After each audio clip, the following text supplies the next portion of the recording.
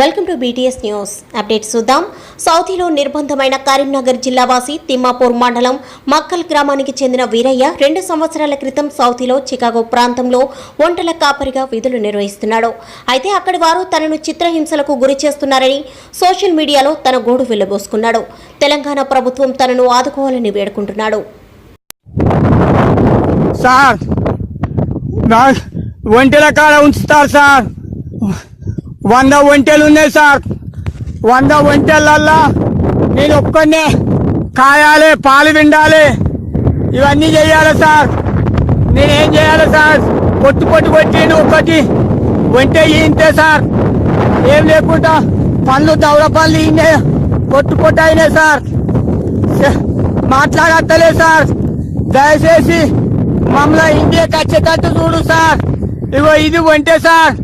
ఇది చచ్చిపోయిన బాబద్ది ఒంటె సార్. ఇది లోపల చచ్చిపోయింది సార్. వినవర్త రాత్రి 1ంటికి మాకు ఎక్కడ కావాలే సార్. రాత్రి మేము ఏం చేయాలి సార్ అని ఊకుంటే వచ్చినాక పొట్టు కొట్టింది సార్. సార్ దయచేసి మమ్మల్ని ఇండియాకి వచ్చేటట్టు చూడు సార్. మాది కన్మర్ జిల్లా తుమ్మాపురం మండలం సార్. మాది గరీబ్ సార్. ఇవో మన అవతారం గిట్లుందే సార్. ఇప్పుడు 2 ఏళ్ళు అయిపోయింది సార్. మొత్తం జంగత్ సార్. ఈ జంగట్లో ఉండాలి, ఈ జంగట్లో పండాలి సార్. ఇవన్నీ ఉన్నాయి సార్. నేనేం చేయాలి సార్? మాట్లాడతలే సార్. చక్కగా మాది అప్పు అజ్రం దగ్గర 20 కిలోమీటర్ల దూరాన ఉన్నాం సార్. మాకు పచ్చి ఛార్జింగ్ కూడా ఉండదు సార్. కరెంట్ ఉండదు సార్. ఇట్లా చెప్తారు సార్. మమ్మల్ని ఏం చేస్తాం సార్? కొట్టి మా అమ్మ చచ్చిపోతే కూడా అగ్గి పెడదామంటే కూడా పోనీ ఎత్తలేరు సార్. మా అమ్మ కూడా అందే ఉన్నది సార్.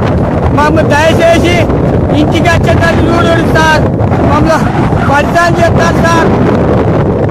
తిందామంటే పువ్వు కూడా లేదు సార్. ఇవరకు కూడా అన్నం కూడా తినలేదు సార్.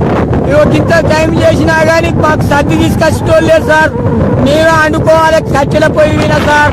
మమ్మల్ని ఇట్లా ప్రయత్నం చేస్తారు సార్. మమ్మల్ని దయచేసి నా కొడుకులు నా భార్య హాస్పిటల్ ఉన్నారు సార్.